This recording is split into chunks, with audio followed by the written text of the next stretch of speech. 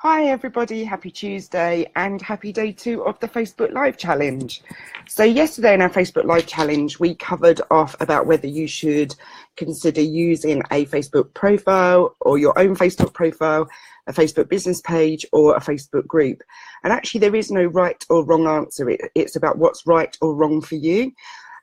Some people may feel comfortable going live from their own personal profile, may not have an intention to use adverts at all. Some people may prefer to use a group. I definitely prefer to use a group, and it's not about hiding. It's about, I know far more about who I'm speaking to when I'm speaking in my group. And some people may prefer to use their business page because they want to run Facebook adverts, and because there's so many other features that you can add to that. So as I say, there's no right or wrong answer. But today is all about how we're showing up online. So when we think about going Facebook Live, we'll maybe do our hair, makeup for the girls, consider what we're wearing.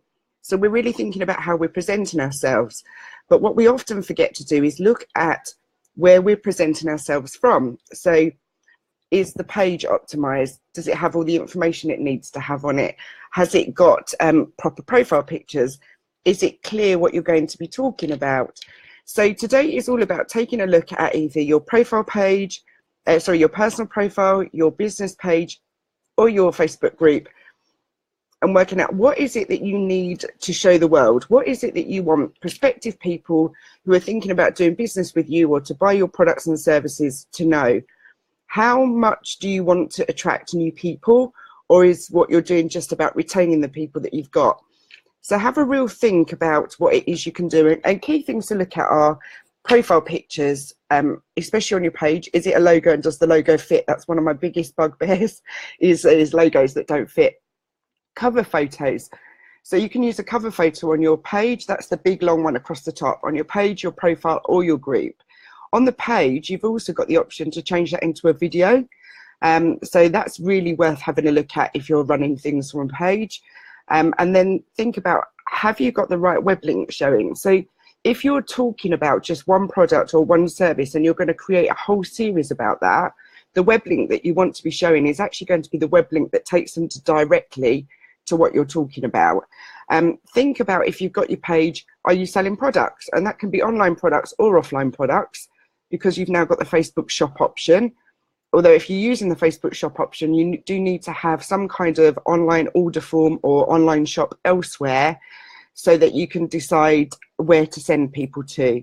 And if you're running services, then you can also add services to your page. You can't say very much, there's only 200 characters, but you can say enough, and you can create an image so that when people hit your pages, they know exactly what products and what services you're offering. Hi, Alistair. Is video a good option? Many people deactivate the autoplay for clips on your feed. That's true. Well, I'd say many people, I'd say quite a few people don't know how to do that, Alistair. So if you're thinking about doing that, just make sure that your beginning of your video is very clear what it is, so that if it is deactivated for autoplay, at least they see it as an image. But quite a lot of people don't know how to deactivate a lot of settings within Facebook. So whilst you may be able to, and I know you're very technical, a lot of people won't be able to. So if we go back to what else to think about the words that you're using, think about the audience that you're talking to.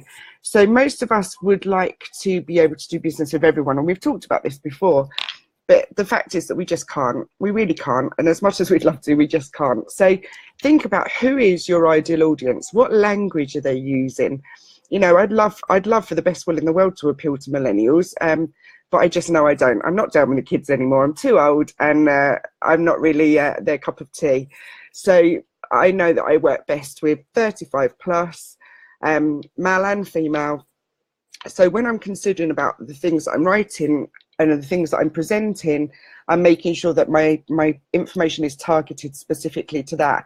And Alistair, I know that you have a lot of different target markets. So it could be that you end up creating different pages long term, not in the short term, but long term, so that you had a page that was specifically for, you know, nursery nurses and anything to do with pediatrics. Just an example, but I know that that would take double the administration. However, it's a really good way of making sure that you've got the content that's for that group at that time.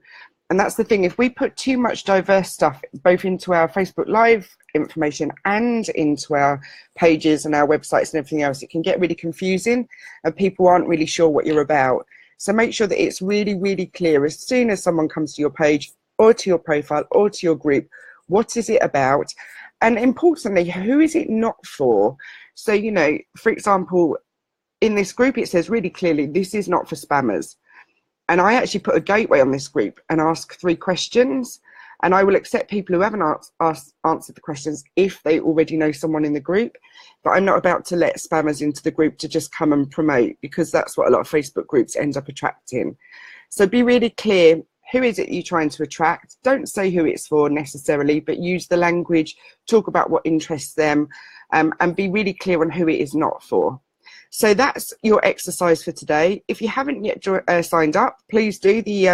The link is at it's that way at the top of the page, or that way even, in fact.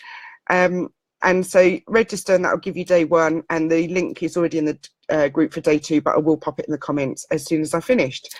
So hope you all have a great day, and do come on and comment below once you've done your exercise for today and let me know the changes you've made. Have a great day, everyone. Take care. Bye.